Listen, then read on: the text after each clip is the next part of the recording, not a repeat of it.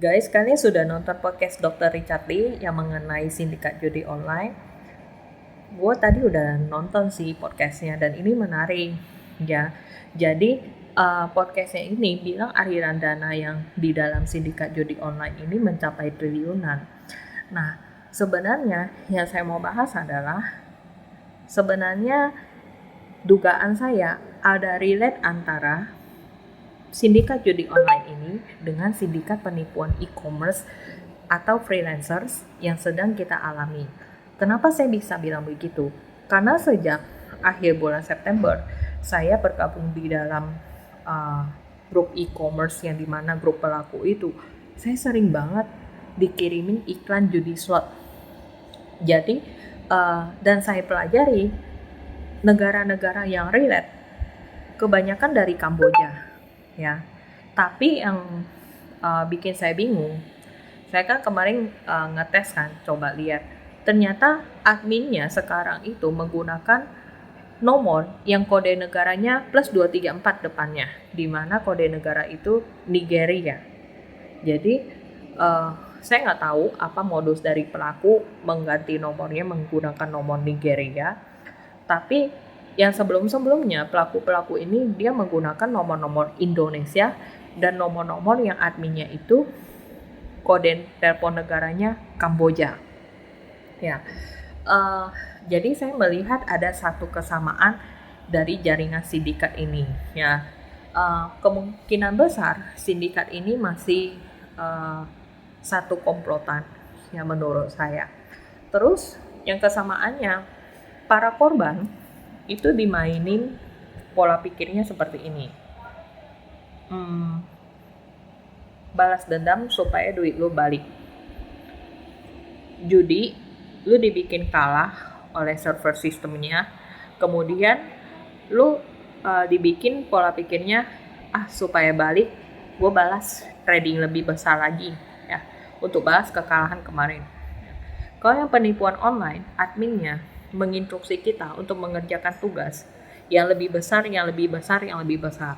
Nah, dimana ketika lu di dalam suatu waktu, lu akan dijebak, dana lu akan di hoard, dan lu nggak bisa tarik itu dana. Kalau lu mau tarik, lu harus siapkan uang lebih besar untuk mengikuti tugasnya. Kalau enggak, uang lu hangus, dan mau nggak mau lu dibikin panik.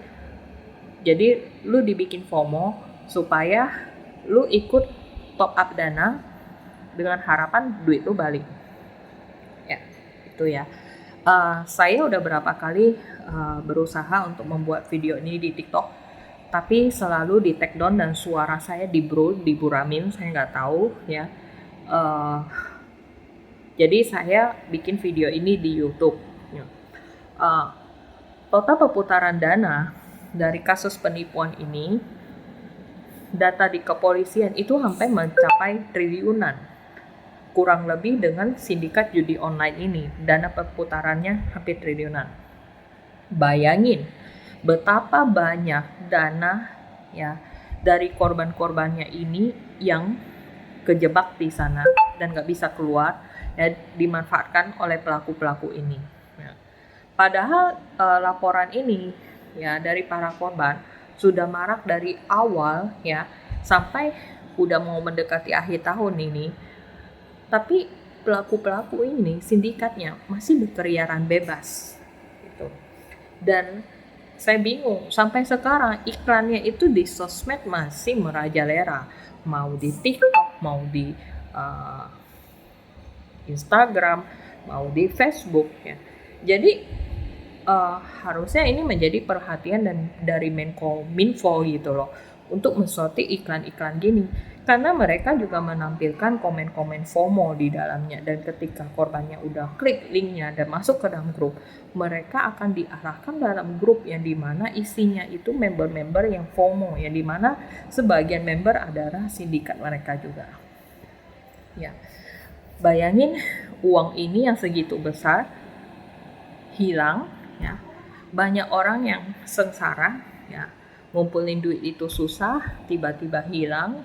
Ada yang rumah tangganya rusak, ada yang sampai bunuh diri, ada yang sampai kehilangan pekerjaannya karena mereka itu kehilangan konsentrasi atau mungkin karena perjudian mereka menjadi kayak istilahnya mentalnya rusak gitu. Jadi mereka misalnya ngikutin jam judi slot malam, besoknya mereka jadi kayak ngantuk, jadi malas kerja gitu loh. Dan kemudian orang-orang yang udah menjadi korban ini kan kayak yang dibahas di podcast Dr. Richard Lee, yang biasanya mereka konsumtif nih, belanja 50.000 itu belanja makan, ya belanja ngopi gitu kan. Jadinya kayak panas pengen balikin lagi uangnya, mereka mendingan putar uangnya di judi lagi gitu loh. Atau yang mungkin udah kena tipu, ya mana ada uang lagi buat belanja, yang ngirit-ngirit kan. Uang ini mana putar lagi di perekonomian. Jadi ini juga seperti yang dibahas di podcast Dr. Richard Lee, ini juga menjadi salah satu faktor kenapa market kita sepi. Bayangin betapa banyaknya korban penipuan, betapa banyaknya korban dari judi online ini. Dan yang ketiga, sekarang kan bahan baku semuanya pada naik gitu loh.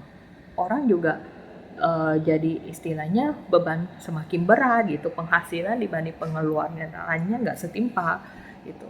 Dan harusnya ini menjadi fokus dari pemerintahan gitu loh. Jadi dari pemerintah udah istilahnya menetapkan aturan regulasi pada TikTok Shop. Tapi yang masalah daya beli ini, ya faktor yang penyebab daya belinya turun ini nggak ditangani sama pemerintah. Terus yang ketiga, kan juga ada predator pricing. Sekarang juga mau jualan di sosial media. Terus terang kalau bukan dapat barang dari yang benar-benar real supply pertama, itu agak berat jualan di sosmed. Karena rata-rata harga-harga barang-barang di sosmed itu murah banget gitu loh. Kalau yang bukan supplier inti susah banget untuk bersaingan di dalam. Saya share seperti ini supaya podcast yang Dr. Richard Lee ini bisa di-up ya. Dan saya juga sebagai salah satu dari korban penipuan nih, juga berharap kasus ini bisa di-up, bisa diviralkan supaya tidak ada lagi korban-korban berikutnya. Karena dana perputaran di dalam penipuan dan judi online ini mencapai triliunan korbannya. Ya, sekian dan terima kasih. Happy weekend semua.